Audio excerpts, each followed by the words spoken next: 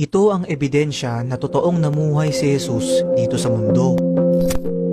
Mga kaibigan, noong January 6, 1982, may isang lalaking nagngangalang Ron Wyatt ang nakadiskubre ng pinaniniwalaang Ark of the Covenant na nakalibing 21 talampakan pailalim sa lupa na sinasabing pinaglibingan ni Jesus.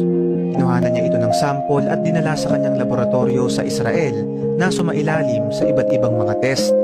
Ayon sa resulta, ay meron daw itong dugo at ang nakakapagtaka dito, yung dugo ay naglalaman lamang ng 24 na chromosomes. Ang normal na bilang ng chromosome ng isang tao ay 43, ngunit ang dugong kanyang nadiskubre ay meron lamang 23 chromosomes mula sa nanay nito at nag-iisang Y chromosome na ang ibig sabihin ay wala itong naging tatay. Sa kanyang pagtataka ay nilagay niya yung blood sample sa isang throat medium at nakitang yung dugo ay buhay na buhay hanggang ngayon. Dahil sa discovery na to, ay sinasabi ng karamihan sa mga Bible scholars na ito raw ang tunay na dugo ni Jesus na isang malaking ebidensya na siya ay totoong namuhay dito sa mundo.